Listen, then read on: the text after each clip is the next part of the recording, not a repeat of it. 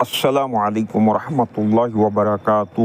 حضرت جی دامت برکاتہم نے بنگلہ دیش کے حالات کے متعلق بہت ہی قیمتی اور انتہائی ضروری اور اہم باتیں ارشاد فرمائے ہیں۔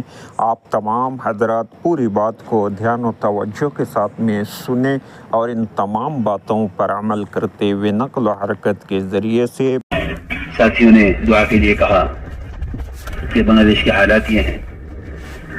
میں نے کہا یہ حالات تو ہماری وجہ سے ہیں، یہ حالات تو ہماری وجہ سے ہیں، ورنہ ایسا ملک جس کی بنیاد اسلام، ایسا ملک جس میں سب سے بڑا اجتماع دعوت الدین کا مقصد، اس میں یہ حالات پیش آئے۔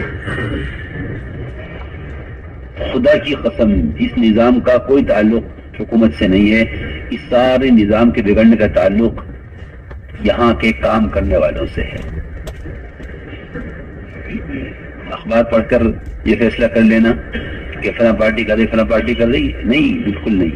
صرف کام کرنے والوں کے اشتراک کی وجہ سے امت میں اشتراک ہوگا، اور کام کرنے والوں کی اجتماعیت کی وجہ سے امت میں اجتماعیت ہوگی۔ اس کے علاوہ خدا کی قسم کوئی تیسری بات نہیں ہے۔ اس کے علاوہ خدا کی قسم کوئی تیسری بات نہیں ہے۔ اس کے بیانات صرف مطالعے کے لیے رہ گئے ہیں ساتھیوں کے پاس۔ کبھی ان بیانات سے اپنے آپ کو متہم نہیں کیا، اپنے آپ پر تہمت کبھی نہیں لگائی کہ یہ ہماری وجہ سے ہو رہا ہے۔ اس لیے میرے محترم دوستو، یہ بات نہیں ہے کہ اگر ہماری وجہ سے کام ہوا، نقصان ہوا تو ہم کام سے بیٹھ جائیں گے، نہیں، اتنا نہیں ہے۔ اتنا ہوتا تب یہ معاملہ آسان تھا۔ اللہ رب العزت نے جن پر ذمہ داری ڈالی ہے، اگر ان کی وجہ سے دین کا اور امت کا دینی، مالی، جانی نقصان ان کی وجہ سے ہوگا تو اللہ تعالیٰ کام کرنے والوں سے قیامت میں اس کا سوال کریں گے۔ کلکم راع وکلکم مسئول عن رعیتہ، کہ تم میں کا ہر ایک ذمہ دار ہے اور اس سے اس کے ماتحتوں کے بارے میں سوال ہوگا۔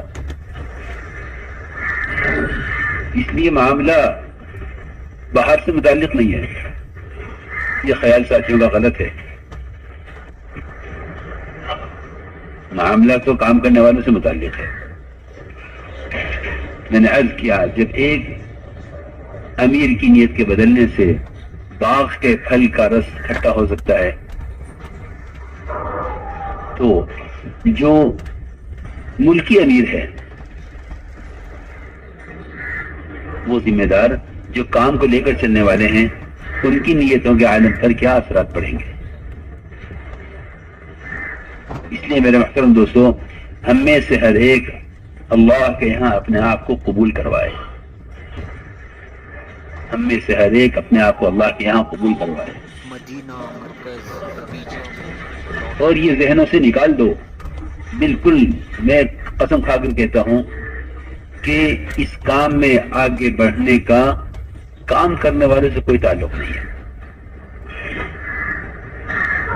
کام کرنے والوں سے کوئی تعلق نہیں ہے۔